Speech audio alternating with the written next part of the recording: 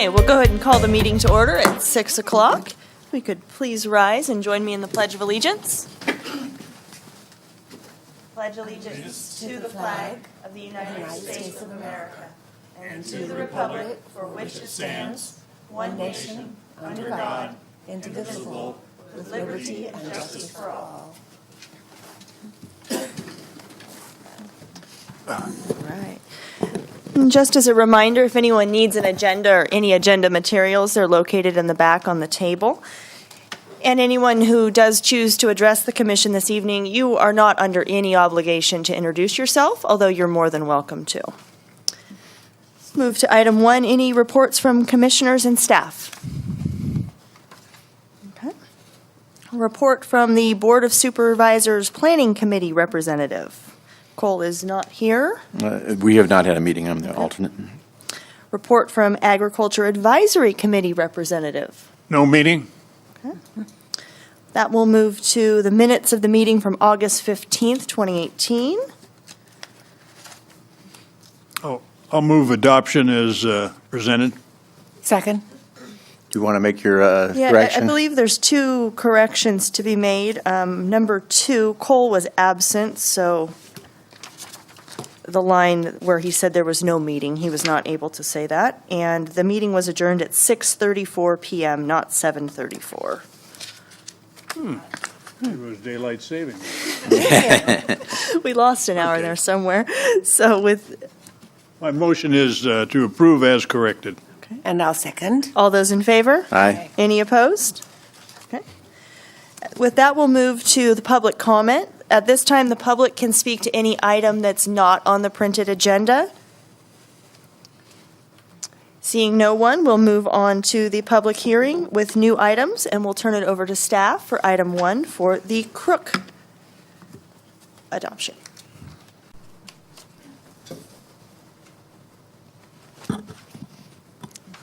Hello, I'm Natalie Rizzi, and I'm the project planner for Development Agreement DA 18-00, and the applicant is Stephen Crook. Here are the vision, mission, and values of Tuolumne County that we utilize for projects. Project description. Ordinance for Development Agreement DA 18-001 to rescind the development agreement approved by the Board of Supervisors on September 29, 1987. The project site is located just west of the intersection of State Highway 120 and Deer Flat Road in the community of Groveland. Assessors parcel number 6607014.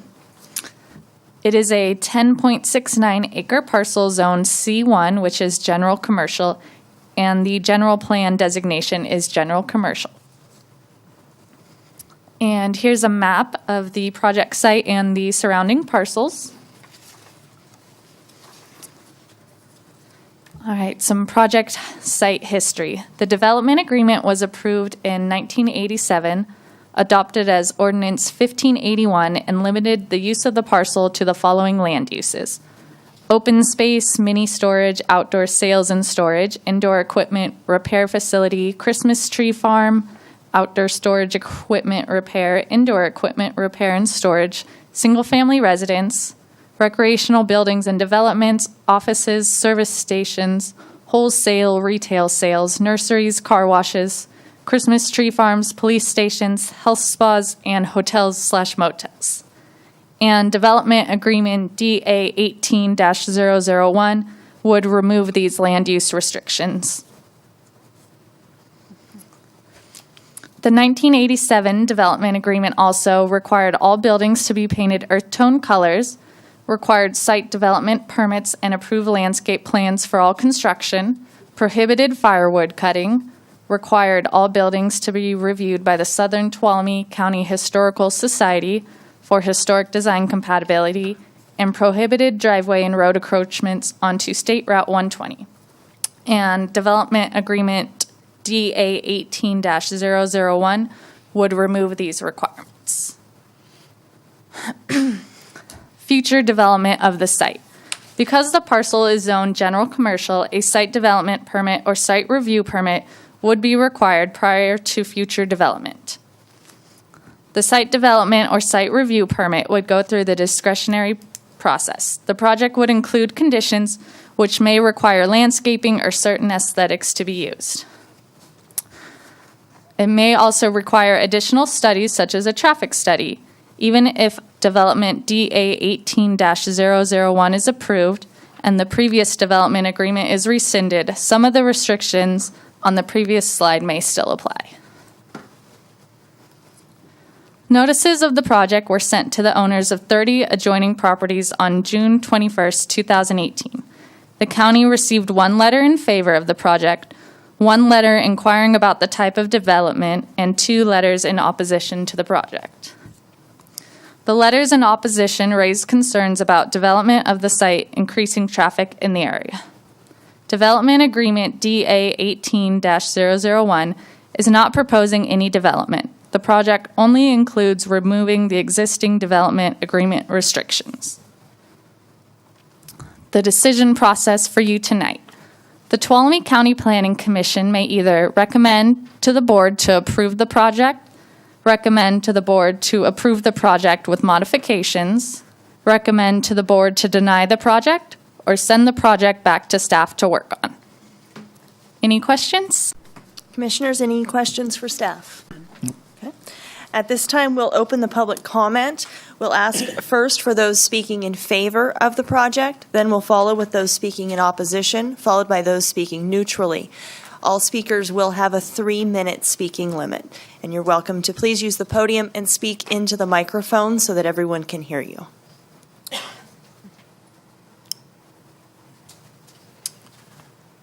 This won't take 3 minutes. I'm the applicant, Stephen Crook, and I agree with the planning staff to rescind the development agreement approved by the Board of Supervisors on September 29th, 1987. And if there's any questions, be more than happy to answer them. Thank you. Commissioners, any questions? Thank you. Anyone else wishing to speak in favor of the project?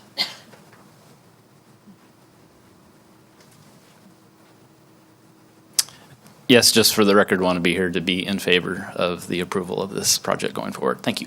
Thank you. Anyone else wishing to speak in favor? Okay, we'll ask for anyone wishing to speak in opposition of the project. Okay, seeing no one, we'll ask for anyone wishing to speak neutrally. Okay, seeing no one, we'll turn it back to the commissioners. Any discussion? Okay, would anyone like to make a motion? I'll make a motion. Okay, I move that we approve Ordinance Development Agreement DA 18-001 that rescinds the development agreement from September 29th, 1987, based on findings A through D. okay. Second. All those in favor? Aye. Any opposed? Okay, the motion carries.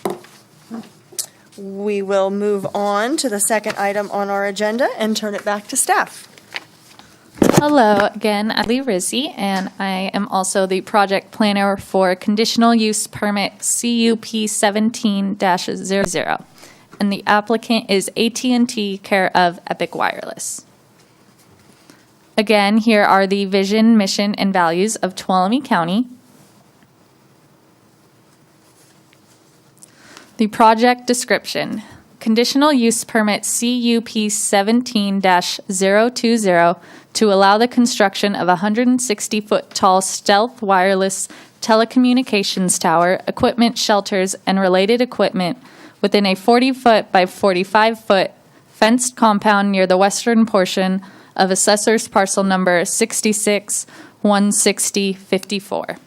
And the actual height of the tower is 153 feet with a 7-foot branch crown for a final height of 160. The project site is located on Clinton Road, approximately 3,850 feet south of the intersection of Ferretti Road and Clinton Road in the community of Groveland. It is a 17.57 acre parcel zoned A10 Air, which is general agricultural 10 acre minimum, airport combining, and the general plan designation is rural residential. And here's a map of the project site and surrounding parcels. And here's the design of the tower. It is a monopine tower design with space for 2 additional carriers. This also shows the security features, including a 6-foot tall chain link fence with 3-strand anti-climb barrier to discourage trespassing. Here are the visual simulations looking northwest and southeast from Clinton Road.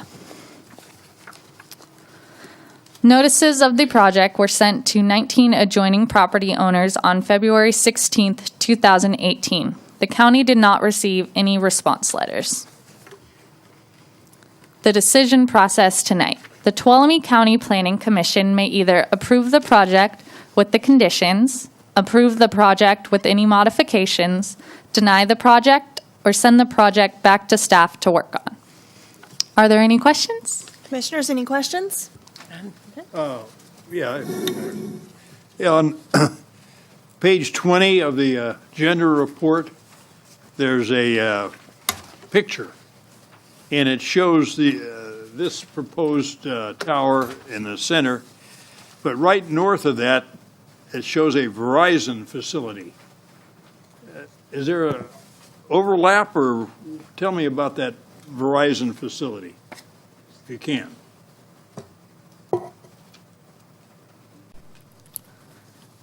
The applicant has indicated that they would like to co-locate on that tower and then use the 3 towers in this picture to kind of cover the entire Pine Mountain Lake area, since it is so large.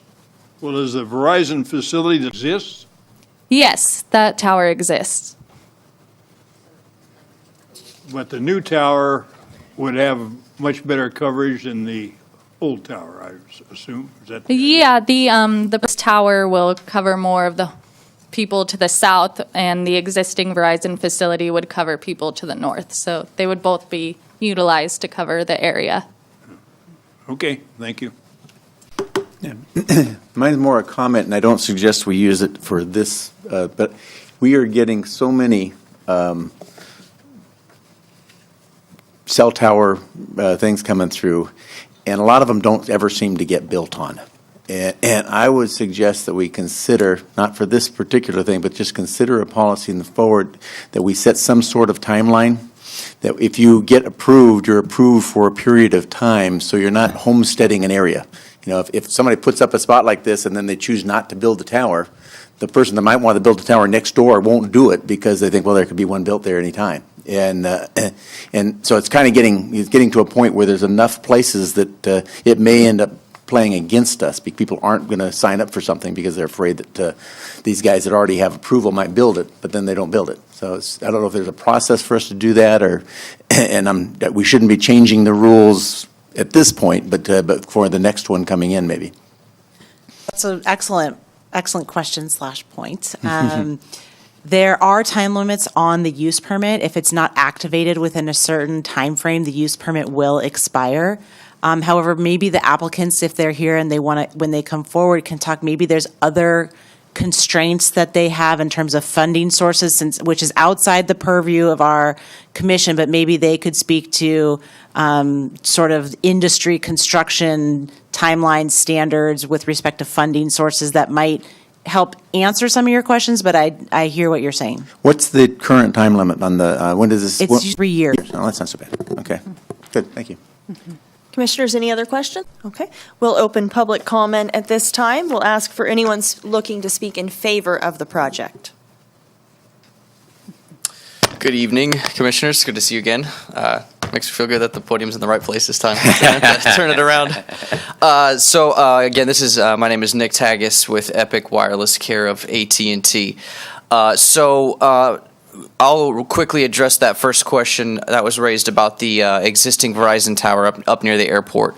So when this specific ring was targeted for the polygons in and around that neighborhood for the living units for the high-speed internet CAF2 program. That is why for this particular polygon or area of a community, when they looked at the airport, that was disqualified for not providing enough living units for businesses and homes for the high-speed internet program.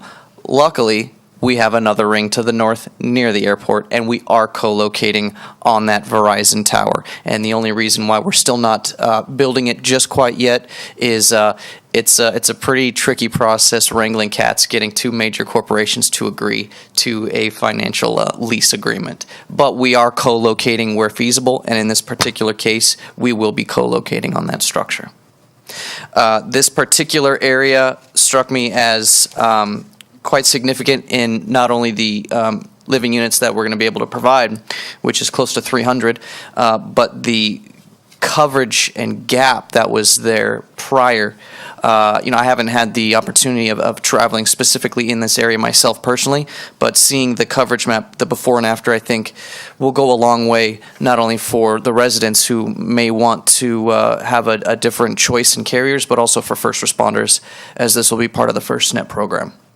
So with that, if you have any other questions, I am more than happy to take a stab at those questions. Do you know what? Go right I'm ahead. sorry. And do you know what elevation the base of this tower will be at? Yes, hold on. Let me see if I have that on the drawing itself.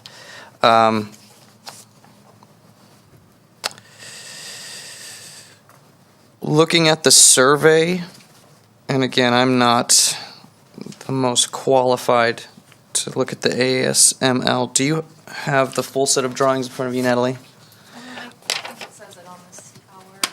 We have the base at 2,838 feet. Okay. Thank you. Yes. Any other questions? One last thing. This will be designed structurally right now as a co-location for up to 2 additional carriers. Okay. Thank you. Yes.